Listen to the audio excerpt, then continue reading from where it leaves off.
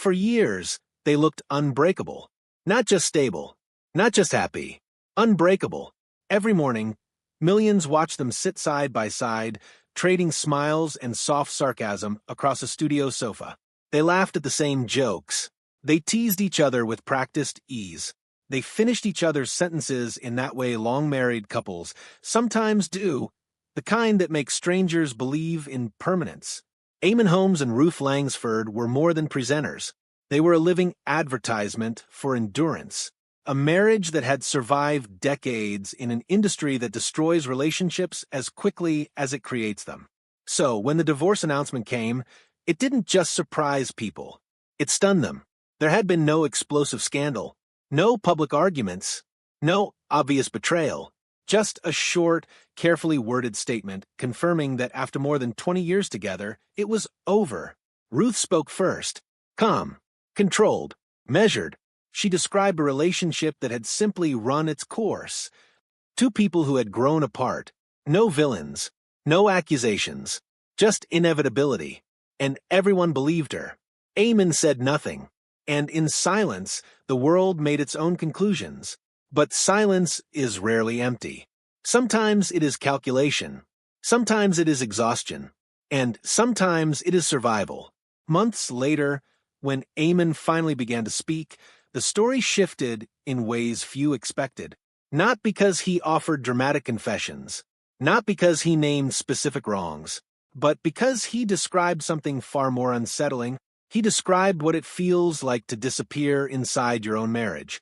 And once you hear that, you start to question everything you thought you knew. At the beginning, their relationship felt genuine. Two broadcasters who met at work, fell in love at work, and built a life that unfolded in front of cameras. Viewers didn't just watch their show, they watched their marriage. But there is something dangerous about loving someone in public. When you are paid to be charming together 5 days a week, charm becomes part of the job. Banter becomes rehearsed. Affection becomes content. You learn which glances the camera loves, which disagreements feel playful instead of tense, which stories land best with the audience. And slowly, without anyone noticing, the line between who you are and who you perform begins to blur. They were professionals. They understood chemistry. They understood timing. They understood that viewers felt comfort in consistency. But comfort is not intimacy. When your relationship becomes part of your brand, you stop asking whether you are happy. You start asking whether you look happy. And if millions believe it, does it matter what is happening when the studio lights go off?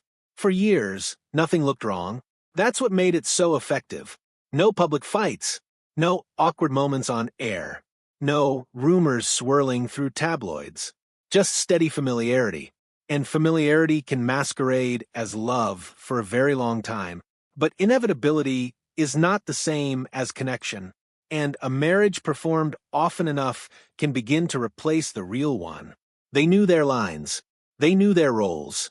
And perhaps somewhere along the way, they stopped asking whether those roles still fit. The moment the divorce became public, Ruth moved carefully. She didn't attack. She didn't dramatize. She didn't reveal details. Instead, she offered something far more powerful: reasonableness. She framed the separation as natural, mature, mutual. There was no anger in her words, no bitterness, just calm acceptance. And calm is persuasive, because she had always been perceived as composed, steady, practical. Her narrative carried weight. It felt balanced, fair, and in the absence of conflict, people tend to fill in blanks with their own assumptions. Eamonn's silence became part of that narrative. Why wasn't he defending himself? Why wasn't he sharing his version? Surely, if there were more to the story, he would speak. And when he didn't, the quiet began to feel suspicious. Silence, in the public arena, often reads as guilt. What few people consider is how quickly a story can calcify. Once the first version is accepted, every new piece of information is measured against it, and changing public perception becomes almost impossible. By the time Eamonn considered speaking, the emotional verdict had already been delivered. People assume silence means weakness, but sometimes silence is restraint. In highly public separations, every sentence is dissected. Headlines twist nuance into accusation. Complex emotions become clickbait. Eamonn understood that anything he said could be weaponized. If he appeared defensive, he would seem guilty. If he expressed hurt, he would appear bitter. If he criticized, he would look vindictive. So he stayed quiet. But silence has a cost. With each passing week, speculation grew. Commentators analyzed his demeanor. Relationship experts on daytime television interpreted body language from old clips. Opinion columns discussed what his quiet revealed about masculinity and accountability. People who had never been inside his home felt confident explaining what had happened there.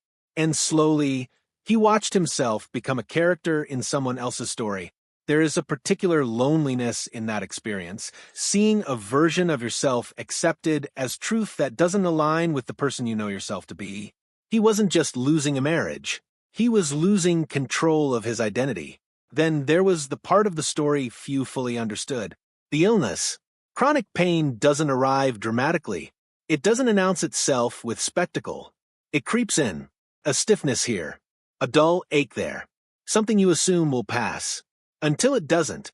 For Eamonn, what began as discomfort evolved into a daily negotiation with his own body. Sitting required calculation. Standing required preparation. Travel required medication. Work required endurance. Mobility shrank. Independence shrank with it. When your body stops cooperating, your world gets smaller. And when your world gets smaller, the person closest to you becomes everything. Ruth stepped in.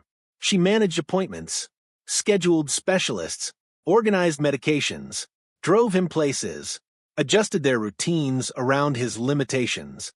From the outside, it looked like devotion. And perhaps at first it was, but dependence alters the architecture of a relationship. When one partner becomes the caretaker, the balance shifts. Decisions begin to flow in one direction. The stronger partner, physically, emotionally, organizationally, takes control. Not necessarily out of malice, but control nonetheless. And control, even when well-intentioned, changes how love feels. The transition was gradual. Small suggestions at first. Maybe you shouldn't attend that event. It'll be too much. Let me handle that. You need a rest. That call can wait. Reasonable, sensible, protective. And because the reasoning centered on his well-being, it became difficult to resist. Pushing back felt ungrateful. Arguing felt selfish. But over time, suggestions became decisions. Which invitations were accepted? Which friends were seen? How long visits lasted? What commitments were realistic? What was best for him? And something subtle began to happen. His preferences started to shrink. Not because he didn't have them, but because expressing them required energy he didn't always have. Care and control exist on a spectrum. And when you're tired, grateful, or vulnerable, it's hard to see when that line gets crossed. He began to feel managed rather than partnered, protected but not heard. And the most confusing part? It didn't look abusive. It looked responsible. That's what made it so hard to name. Homes are supposed to feel safe. A place where you stop performing, where you breathe differently, where you are not observed. But when illness narrows your world, the house becomes your entire universe. And within that universe, dynamics intensify. Eamonn began noticing how often his movements were monitored. Not overtly, not aggressively, just constant awareness. Questions about conversations, comments about phone calls, casual observations that felt too precise. If he mentioned discomfort, it was reframed as concern. If he asked for space, it was framed as unnecessary. If he expressed frustration, it was attributed to medication or stress. And slowly, he began editing himself. He avoided certain topics, avoided certain calls, avoided certain disagreements. Not because he feared confrontation, but because he lacked the energy for prolonged tension. When your body is already fighting you, emotional conflict feels unbearable. So he adapted. Adaptation, in the short term, feels like peace. In the long term, it feels like erasure. There is often one moment in relationships, not necessarily explosive, that reframes everything. For him, it came unexpectedly. An overheard conversation. Not dramatic, not shouted, just casual. Ruth speaking on the phone, describing his condition, his limitations, their life. But the tone was different. Detached, clinical, slightly weary. Not cruel, but stripped of warmth. He listened, frozen, as his life was summarized as logistics, as his presence felt like a management issue, as their marriage sounded less like a partnership and more like an obligation. It wasn't what she said. It was how she said it. And in that shift of tone, something inside him settled into clarity. He realized he no longer recognized the relationship he thought they had. The care he felt grateful for carried undertones of resentment. The structure he leaned on carried imbalance. The partnership he believed in felt transactional. He didn't confront her, because sometimes confrontation only invites denial. And sometimes you already know what the response will be. Instead, he simply understood, and once understanding arrives, you can't unsee it. The public statement was brief, respectful, neutral, designed to close doors, not open them. It said nothing about power shifts, nothing about dependency, nothing about identity loss, nothing about resentment. It preserved dignity. It also preserved silence. Public relationships rarely end with full honesty. Too many reputations are involved, too many shared histories, too many legal considerations. So they chose discretion. But discretion leaves space for speculation. And speculation filled the gap. When Eamonn finally began to speak, he didn't deliver accusations. He spoke about something quieter. He spoke about losing himself, about how chronic pain made him vulnerable in ways he hadn't anticipated, about how vulnerability altered power dynamics, about how strength, even admirable strength, can overshadow someone who is struggling. He didn't claim victimhood. He described suffocation without using the word. He described shrinking. He described waking up one day and realizing he didn't recognize the version of himself that had emerged. And that is a different kind of confession, because it forces people to reconsider a simpler narrative. Maybe there wasn't a villain. Maybe there was imbalance. Maybe there was love that morphed into management. Maybe there was strength that unintentionally devoured the space another person needed. And maybe silence wasn't guilt. Maybe it was survival.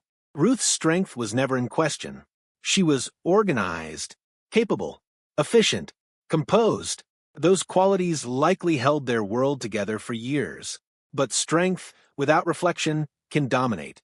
When one partner becomes the engine of the relationship, the other can slowly become cargo, not by force, by momentum. He became smaller as she became stronger.